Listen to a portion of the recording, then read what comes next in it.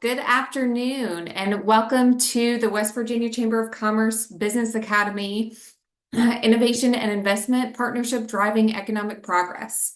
I'm Kaylin George, Chief Communications Development and Policy Officer here at the Chamber, and we are so excited that you joined us here today. Just a reminder, this webinar is recorded, so it will be available to watch on wvchamber.com and our social media channels. And as we do with all of our business academies, we have reserved some time at the end of this webinar for Q&A. So as the conversation progresses and things come up during the presentation, please feel free to type your questions in the chat box or in the Q&A box, and we will get to them towards the end of the presentation. But now I'm going to get to the reason why we're all here today, and we are so excited. We are getting an inside look at WVU-P's new Innovation and Technology Center.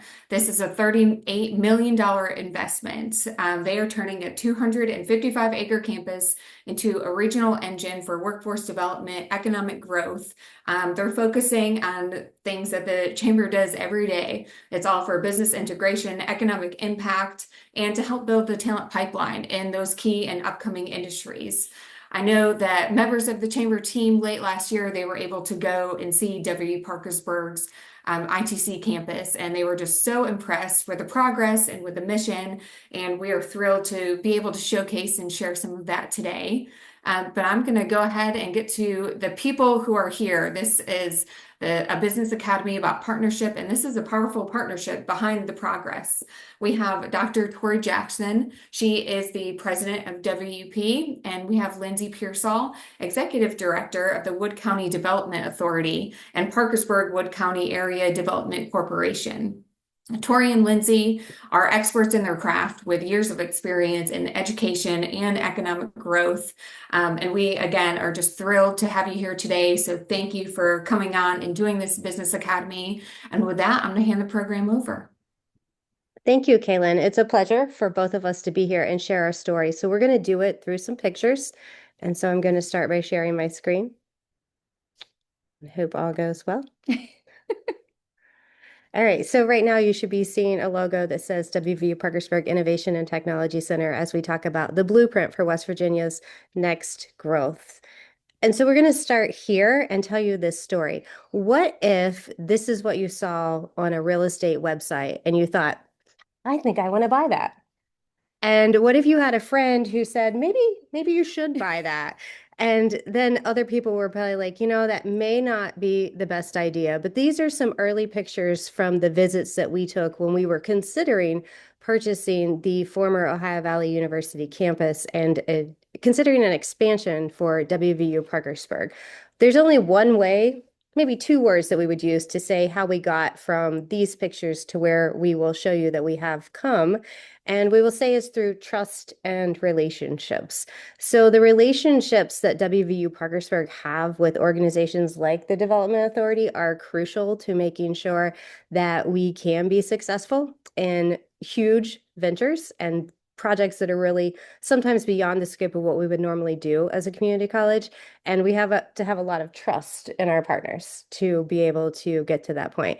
And so that's what matters when you are leading and in growing is building those relationships that are extremely important.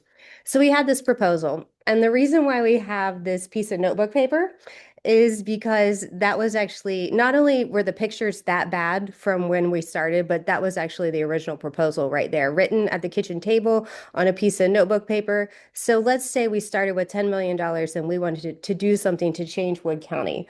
What would we do? And we decided that we were going to purchase a failed campus. We were going to do massive renovations. And as a result of that, we were going to bring about economic growth to our area. So the problems that Wood County faces are not unique to us. When Kaylin and the West Virginia Chamber came up at the end of the year, we went around the room and talked about problems that faced Wood Countyans, and it was pretty clear that these are across all of Wood County. So the problems that we're going to talk about today are all being addressed by this project. So number one is housing, and I will get into that on a later slide, as will Dr. Jackson with all of the items that follow. So housing, childcare, transportation, technology advancements, room for educational growth, and economic development locations are all problems that we face that will be solved by this campus or have already been solved. No pressure.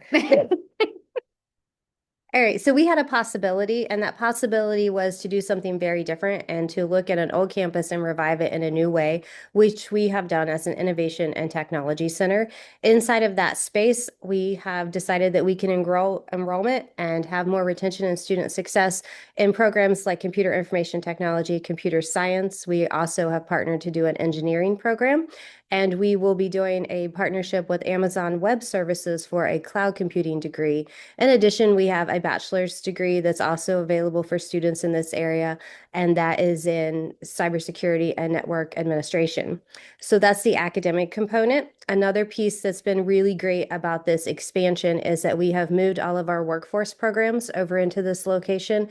Workforce is a short-term program that's not necessarily an academic credit. It could be changed to an academic credit later on, but it's something like phlebotomy or dental assistant where someone goes and they get about 3 months of training, and then they're able to get a job. And that's where a lot of people sometimes start. We had about 450 students in those programs. But one of the things that has become a problem for us and a reason why we decided to move those programs to this Vienna campus was simply transportation. So where we are currently located is a beautiful location, but it's not on a bus route. And we have a huge population of students today who have transportation issues. And it's not even about reliable cars anymore. It's about not even having a driver's license. And it's a problem that we face with the current student population. So being able to get them on a transportation route it's really vital for retention and for student success. And the other possibility is community growth and economic development. Yes. Yes. Yes. So it's a collaboration. And I love this one picture because it's so much of a collaboration that Lindsey is actually helping me pick out some of the fabrics for the furniture at the new Innovation and Technology Center. But we've had the opportunity to partner on a lot of projects, one of which I believe you want to talk to them about windows. I do. So when this project started, as Torie mentioned, the WVU-P Foundation was gifted some funds from the Ross Foundation, and that purchased the building and got the initial renovation started. But as Kaylin mentioned, this is a $38 million project, and the initial grant was a $10 million project. So we've had to fill in the gaps, and we continue to fill in the gaps. So one of those items we knew the windows and doors needed replaced. So the Development Authority applied for and was awarded a federal earmark under Senators Capito and Manchin.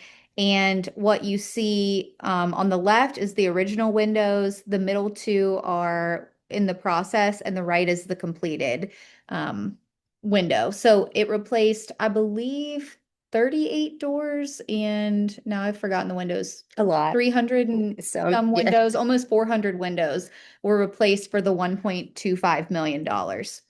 Yes. Now, the only windows that we didn't replace are the ones that were in the formal chapel, which you can see there. And those were the stained glass windows, still very beautiful. What we have been able to do instead is highlight them with some beautiful blue roofing.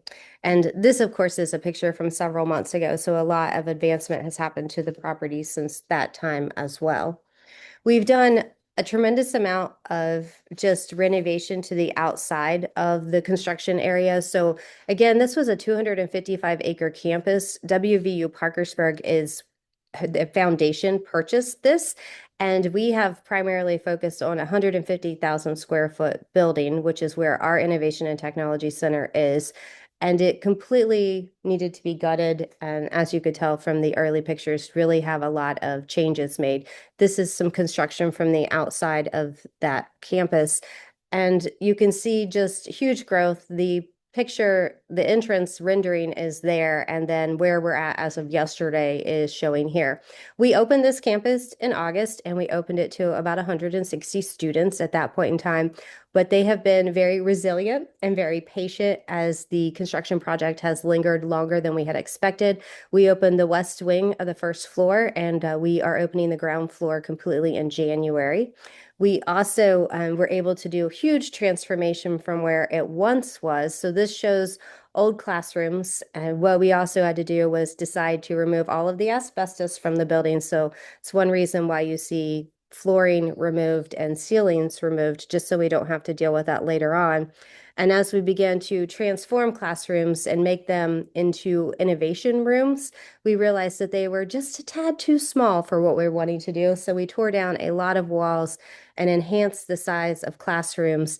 And we'll linger on this picture just a little bit longer because it shows where we were able to get to. And we are very, very excited about the way these classrooms look, about the technology that they have brought into these programs. And for us, when I talked about enrollment, it's real easy for this to allow us to double the enrollment in these programs because of the size of the classrooms and because of the additional equipment that we've been able to add as we were doing these projects. In addition, this is the rendering of what it will look like when we are able to open the workforce section. This, of course, has changed too. Even the stairwell will be a little more decorative now. As we have gone through this project, originally we thought with $10 million, we could do something pretty huge. We have invested $24 million right now into what we know will be at least a $38 million project. Even this brick staircase, which you would have thought, yeah, I can probably keep that. Probably not when you start to remove the bricks and you realize that the steel has rusted through. So lots of wonderful surprises along the way and new challenges for us to accomplish. Now, this is a real image of our entrance to the Workforce and Economic Development area. Again, this is where students will come in and they will begin to have training in a lot of areas that are non-credit. And as the state begins to talk about micro-credentials and the importance of those, we know that we have lots of potential to grow our programming in those areas. This, of course, is not completed either. We don't have the screens up at this point in time, but it just shows you that advancement is occurring. We've been able to keep a little bit of the aspect of the old institution and really highlight it. So the chapel, of course, will remain as a meeting room.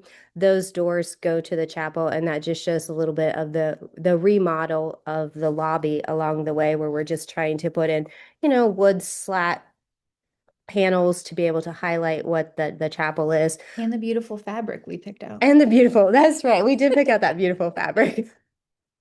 And then we've added a few innovations along the way as well. So we have a lot of partners that are going to join us in this adventure. So this podcast studio is an example of a space that will be for all users of the building. WVU Parkersburg will inhabit about about half of this building when it's all said and done, and the rest will allow us to have community partners that join us.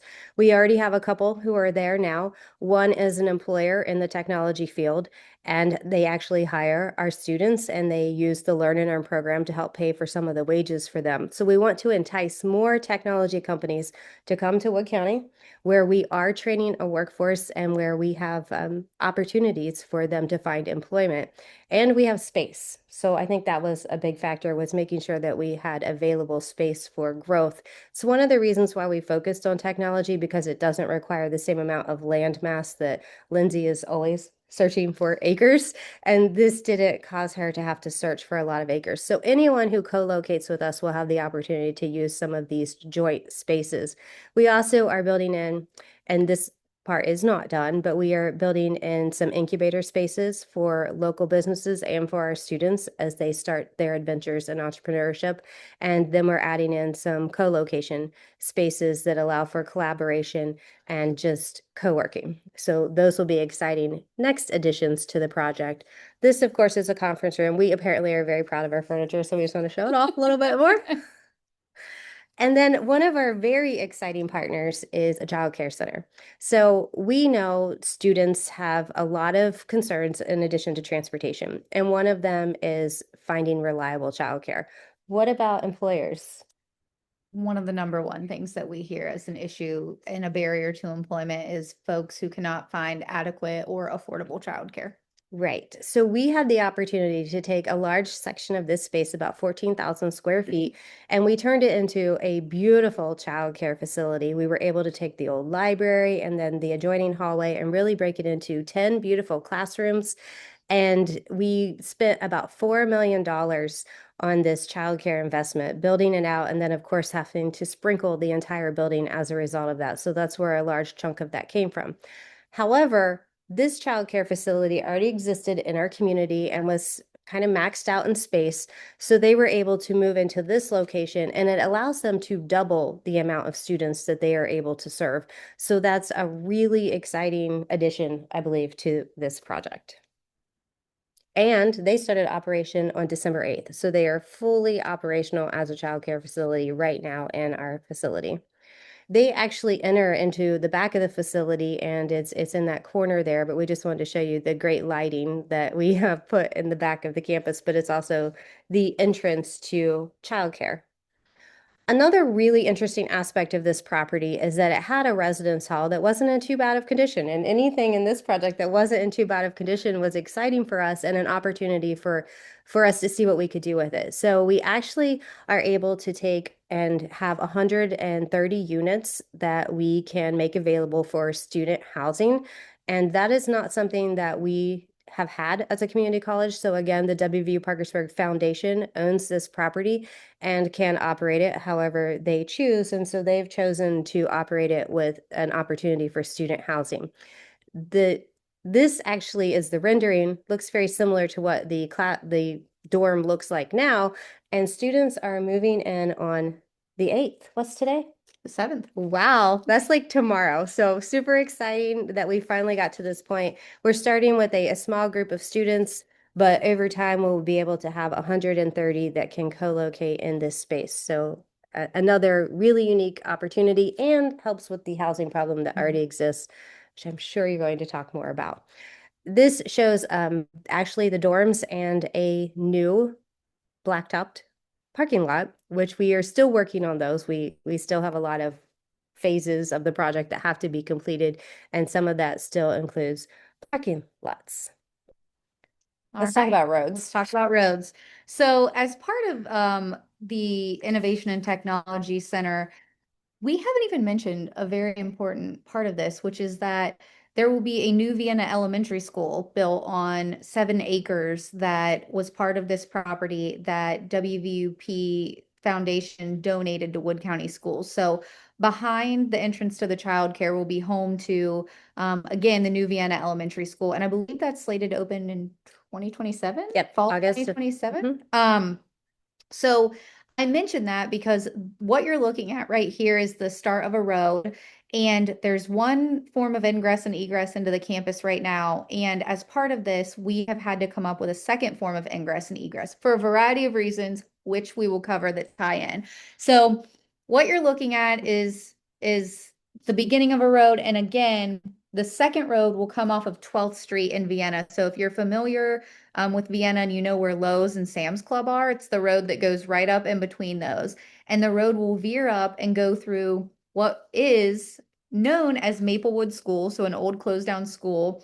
And as part of being able to put in this road, there were a lot of hoops that we had to jump through. One being that there is, you wouldn't know really by looking at it, but there is a basketball and a tennis court behind what was Maplewood School, and it was paid for with land and water conservation funds. And so for anyone on the other side of the screen that's ever dealt with those, they have to remain what they are in perpetuity. So what we had to do was go through a process with the federal government where we will relocate both of those courts to the top of this campus. So in time, there will be a brand new basketball court and a pickleball court instead of tennis that will be able to be utilized by the public. So that road will go through what was formerly the school and formerly the sports courts, and will go through what will be a new neighborhood. We anticipate, and I'll be able to show this to you on the next screen, but 75 single family homes will be able to be built on that section of property.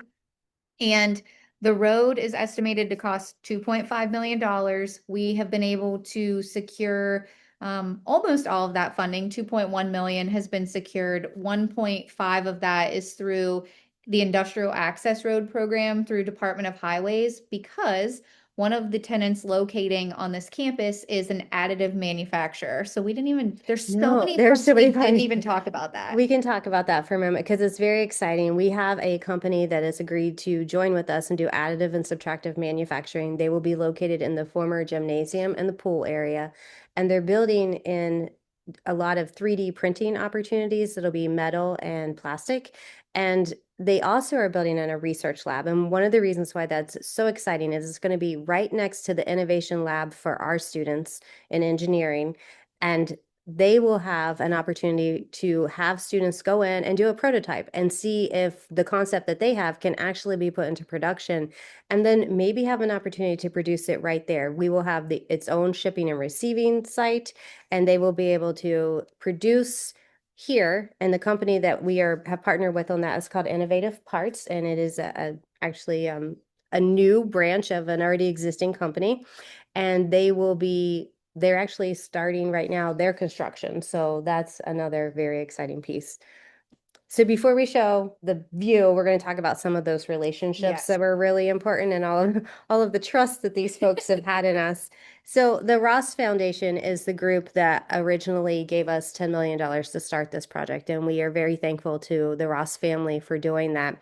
Sam Ross was the original funder who had approached us about a project. And originally, when we had one of those first meetings with him, he's a very shrewd businessman, very shrewd. And so he was very practical, and he said, I don't want to talk to you about that campus. That's too big for one person. And when we had that first meeting, I said, I agree with you, but can you just let me come back again and bring some of my friends? Right? And see how together I think we can do something with that property that really benefits the entire Wood County area and really the entire Mid-Ohio Valley.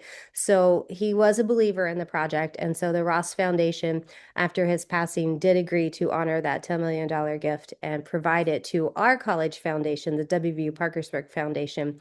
Huge partner in this, and a lot of trust in the growth of a community college because they've taken on the expense of this project on our behalf. So very thankful to them, and also to Wood County Schools, which we mentioned. We have donated 8 acres for Vienna Elementary, and they've already bid that school out, and pretty soon we will start to see it being built. So we've got this little system up on the hill now, which we're going to show a picture very soon, but we're going to have 500 students at an elementary school and 130 students that are in a daycare. And then we're going to have the students at the college, which non-traditional students in the workforce programs should be up to 700 in a couple of years. And then in a couple of years, just the academic programs will also have 300. Those are some great numbers of education that's occurring in the Mid-Ohio Valley. So we're very excited about that. And so the next people listed, you might wonder, why is Vienna and Parkersburg listed? I thought it was in the city of Vienna. It is. We have wonderful partners with the city of Vienna and the city of Parkersburg, and we would be remiss if we didn't touch on it. So obviously this campus, most of it was in the city of Vienna. We ended up annexing it all about a year ago now, which seems wild, but it's annexed into Vienna. Vienna has helped with numerous things, one of them being helping take care of the water tower. So we got the water tower repainted, and Parkersburg comes into play because the slide that we show you next that has the single family home view did not have water and sewer capacity. So there was adequate capacity on this hill to serve the WVU-P Innovation and Technology Center and the elementary school, but nothing else. So when we had the numbers ran about water and sewer for the city of Vienna to do it, the estimate came back at about $12 million. And Ryan Taylor, who's the project manager with Pickering Associates, and I sat down and we were trying to figure out a way that we could move forward with this. And we had a eureka moment and realized that Parkersburg Utility Board runs almost directly to the back edge of the site here. So we met with Mayor Joyce and Eric Bennett with the Parkersburg Utility Board, and we said, these homes are in the city of Vienna, but if you were to get the revenue from water and sewer, would you be willing to run the water and sewer lines? And they said yes. And so the city of Vienna gave it their blessing immediately. And that was the quickest and most efficient way we were able to move forward. So where that currently stands is We ordered a preliminary engineering report for the water and sewer, and I'm expecting it today or tomorrow. So That's been exciting. a long time in the making, but really great partners with both cities. Yeah, very thankful for both of them. And also, as a community college president, I never knew I was going to have to worry about sewer as much as I do. So it's been a really fun adventure. I will just backtrack for a moment and say that the previous campus that was here, the college, closed in December of 2021. And it wasn't until November of 2023 that we were actually able to have this property because it had to go through bankruptcy and receivership courts. And then it wasn't until January of 2024 that we had any heat in the building. The phase zero, which was just utilities in that 150,000 square foot building, ended up costing about $6.4 million. And it was just to make sure that everything was upgraded. All of the chillers, the boilers, the electricity, everything needed an upgrade. So those were really, really fun expenditures to also have. Other partners that are extremely important is, of course, our childcare partner, which is through Community Resources, who has Bright Beginnings Daycare operating there. We have company partners like WVU Medicine, Camden Clark, and they are helping to provide a 10-year gift to the project, as well as helping the daycare with some of their additional expenses and securing some spaces there. And then companies like Amazon Web Services, which are helping us on the academic side and allowing us to have curriculum for new programming that's really vital to the growth of technology in our area.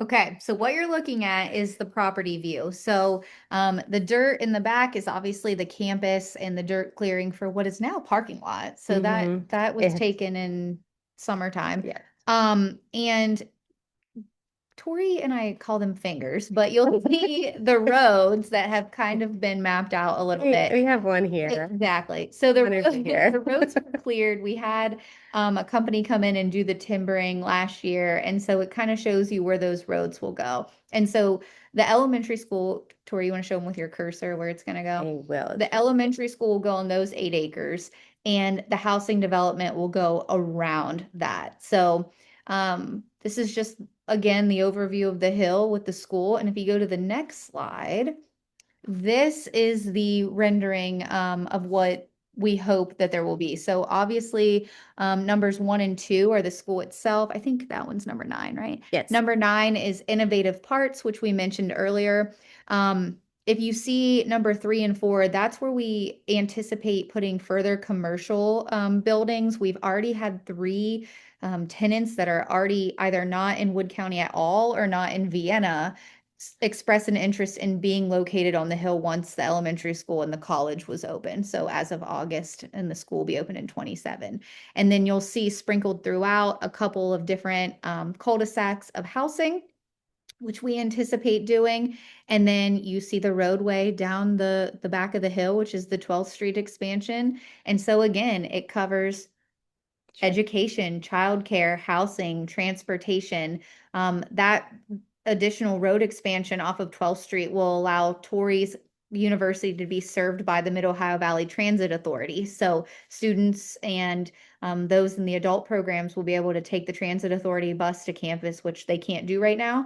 And then something that Torie hasn't even mentioned yet is the Mid-Ohio Valley Transit Authority gave them their best used bus. Yeah. So they will be taking students from the ITC campus over to the Davisville campus if there are classes that they need to take. So again, childcare, transportation, housing, economic development, education, technology, everything that we could possibly think of that's a hindrance, we've tried to check a box with this property because we know what a gift we were given with the Ross Foundation funds and that the college has put in.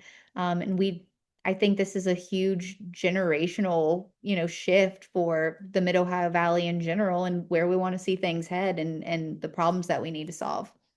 Absolutely. So we got here through a lot of trust, and we're still really, I would say that trust is also added into a lot of prayer. Um, and we're still doing a lot of that because we have a lot of fundraising yet to do. But now that people are seeing the facility, that is not like the picture that is evident there of where the ceiling had collapsed, but more like the classroom that you can see.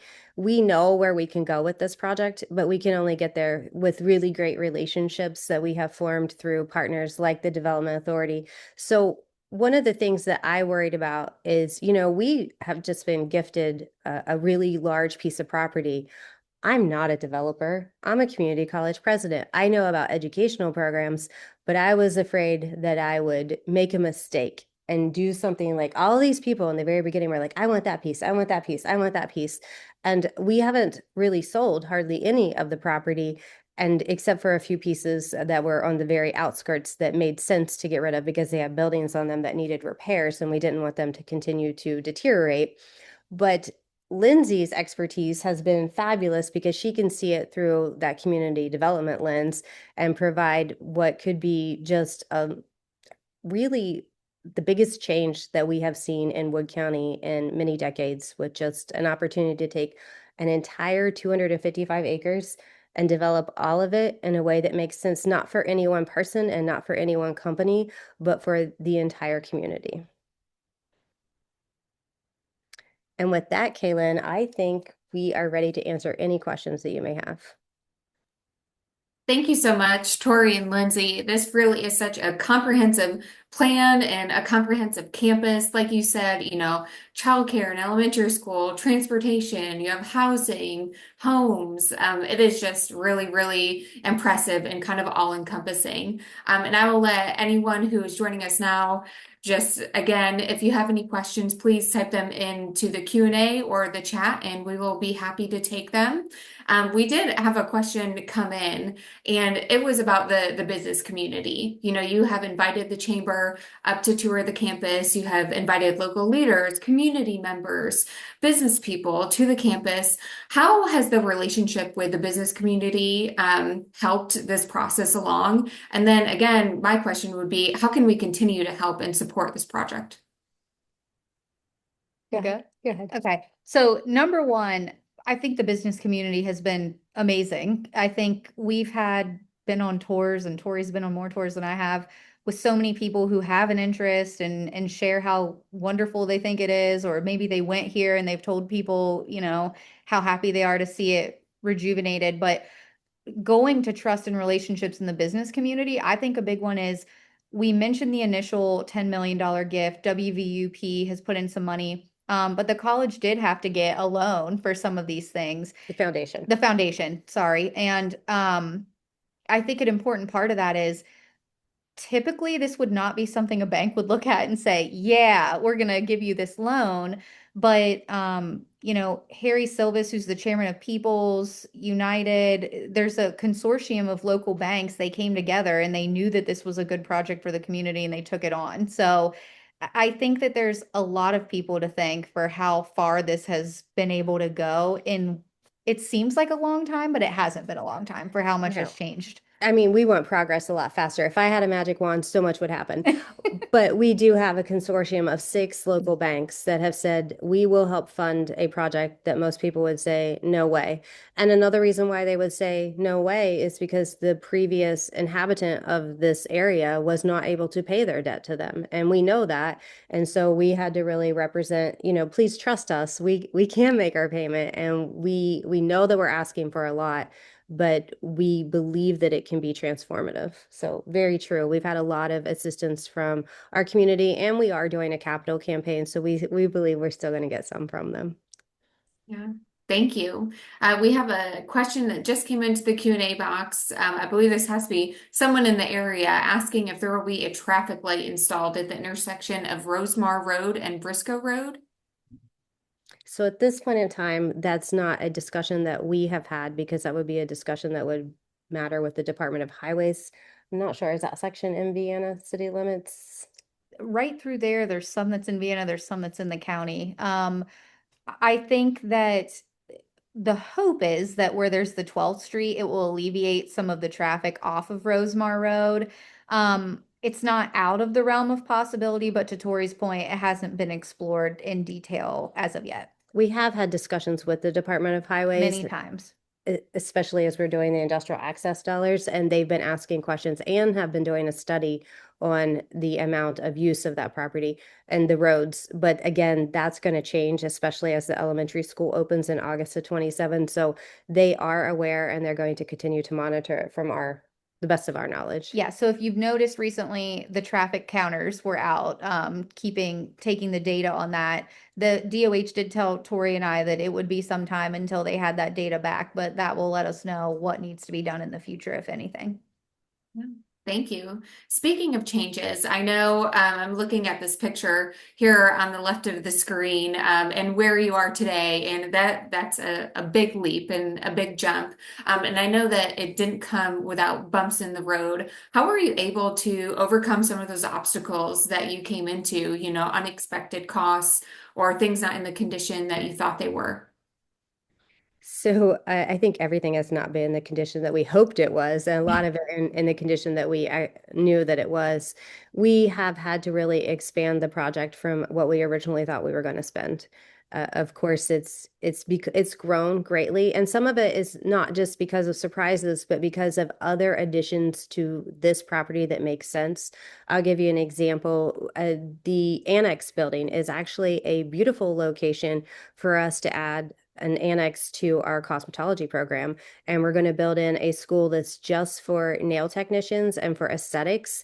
And we've been able to partner with a company who will bring in a new credential for our students and estheticians, and that will be oncology aesthetics. And that's actually really great for the Mid-Ohio Valley because we have a partnership with WVU Medicine Camden Clark, and they can refer oncology patients to our facility. And then for those who are going through chemo and radiation, they have an opportunity to learn how to care for their skin. And our students just really get an enhanced credential to that degree. So that's nothing that we thought about in the beginning, but it's something that has just become it just makes sense as the partnership grows and as the project grows that be a fit there, which of course added another $2.5 million to the project.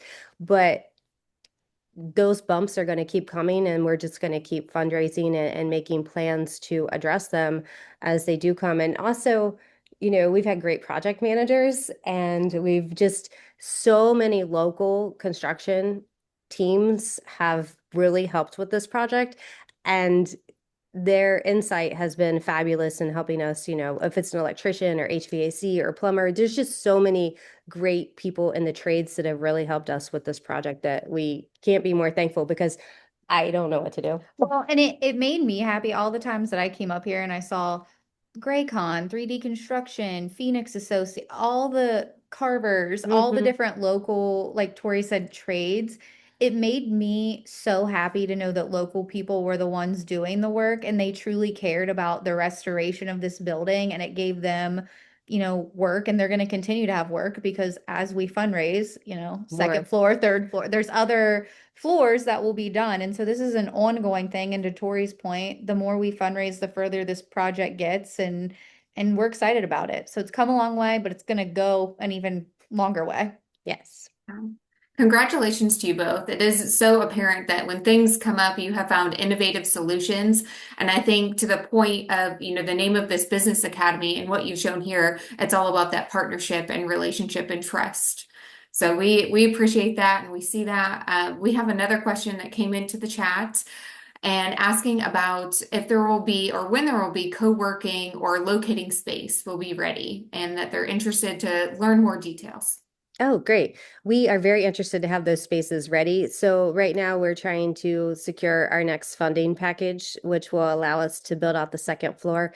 And as soon as we have the second floor built out, those co-location spaces and the incubation spaces will be ready. So just keep track of WVU Parkersburg's foundation and their progress on this project. And we would love to get it done this year, but we have to wait until we have the funding in place to complete that part. And then it will happen quickly. Fantastic. Um, And as you know, the West Virginia Chamber of Commerce, we are very involved in economic policy, economic growth, and development. We have a pretty robust committee and working group here at the chamber, and I know that they were so interested to learn, what you're doing and then also how you did it. What advice would you give to other people in the economic development space who are interested in doing something like this? What advice would you give to them?